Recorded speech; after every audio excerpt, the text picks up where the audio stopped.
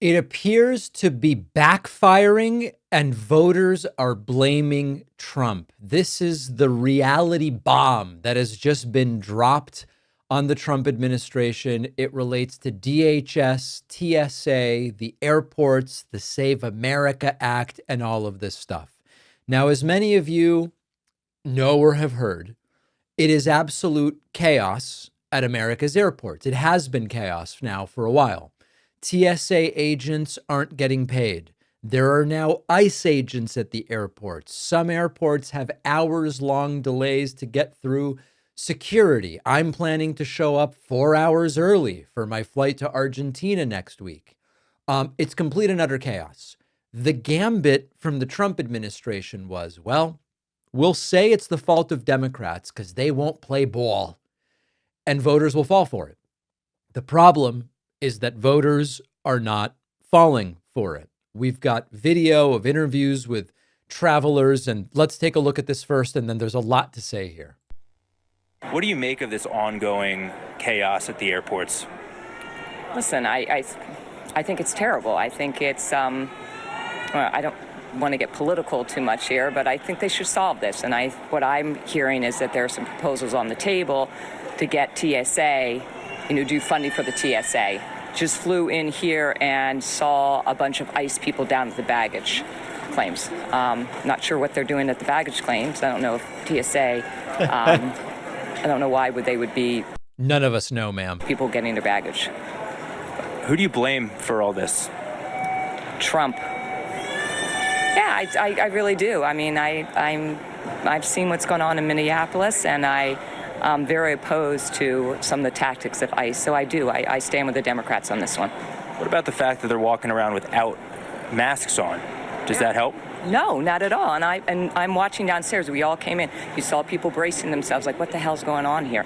And there were a lot of people who were taking pictures and sort of watching them. They were just milling around. They weren't even doing anything. I don't know, just sort of chatting. I don't know what their function was. Yeah, we don't know either. I understand the confusion. We're not really sure what they're doing.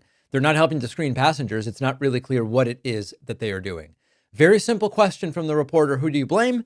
Very simple answer from the traveler. I blame Donald Trump. She didn't seem confused. She didn't hesitate. This cuts directly against the narrative that is being pushed that Democrats are responsible for the chaos. This was not a prepared political pundit or a commentator. It wasn't an elected official. It's just someone who's got some other job, and she's living through the consequences. She showed up. It's chaos at the departure airport. There's ICE milling about by the baggage claim at the arrival airport. And her instinct was, I blame Donald Trump. This is not everybody. Of course, there are people who have become convinced that somehow this is the fault of Democrats. But for the average person, we care about the average person. My analysis as someone who's steeped in this stuff every day, even your analysis as someone who listens to political content online, you're also in the minority. We really need to think through, how is the average person going to see this? And the narrative that seems to be prevailing for the average person is that they look around, they go, okay, TSA is a complete and total mess. They're not getting paid. There's ICE agents at airports. Who deployed them? Well, obviously that was Trump. I see what's going on. The president is Donald Trump. He's in power. Republicans control the House. Republicans control the Senate, if they even know that. A lot of people, you ask them on the street who controls the House, they go, I control my house, or my wife does, or they don't even know what we're talking about. To the extent people are even making an assessment, the natural inclination is this is Donald Trump's fault.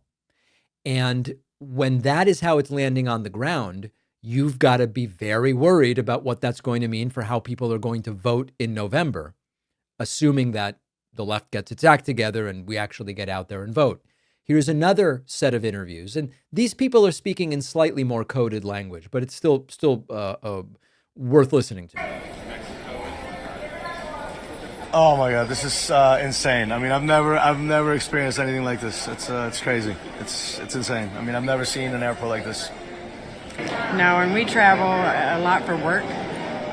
This is probably the worst that we've ever experienced in our 20 years of traveling. Actually, we thanked all the TSA agents We did. for their service in coming in today. Correct.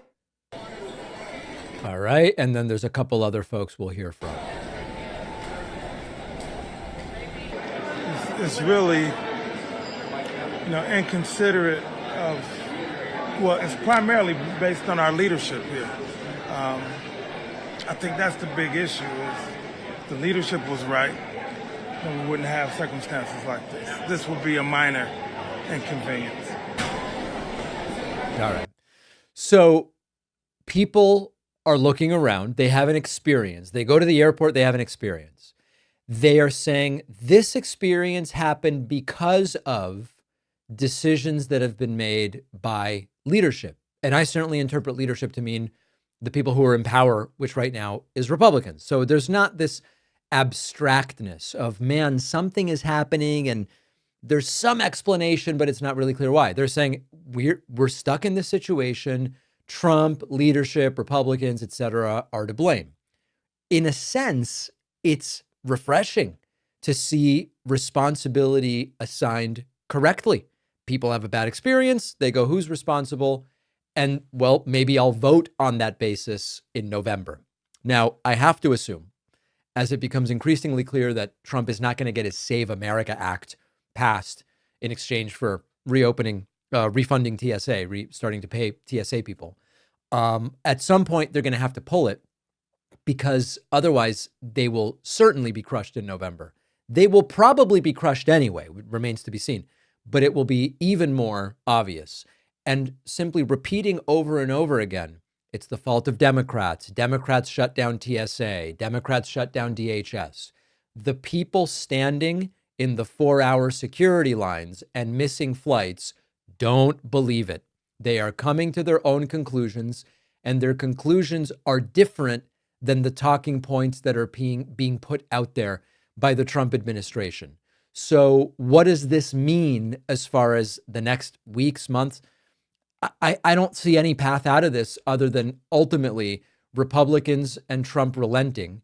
And remember, is it even really Republicans? Because we heard earlier this week from Senator John Kennedy, who said, hey, Ted Cruz and I had a deal to get TSA going, get FEMA open. We'll separate out the ICE thing. Democrats would have voted and we could have fixed it. We could have been paying TSA agents by today. And Trump said, no deals with Democrats. So I actually think increasingly the Republicans, especially those who are on the ballot in 7 months, they know this is very bad. They know we've got to get this open. They know voters are blaming them, not Democrats. Trump seems convinced, for whatever reason, that he can hold out and maybe get the Save America Act passed in exchange for holding TSA funding hostage. I believe that that's not going to happen. And I believe they're going to have to come to that acknowledgement relatively soon. If you're online, someone's always trying to track you. Hackers, advertisers, data brokers, governments. This is why I use private internet access. It's a VPN, sort of like sending your traffic through a private encrypted tunnel. People outside can't see what's in there. PIA hides your IP addresses, protects every device you use, laptop, phone, tablet, with just one account. And unlike other VPNs, PIA doesn't just say they don't log your data. They've proven it in court multiple times, and they're fully open source so you can verify for yourself.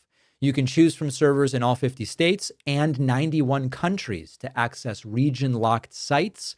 In a world where data breaches are unfortunately getting more and more headlines, take a step to protect your privacy online.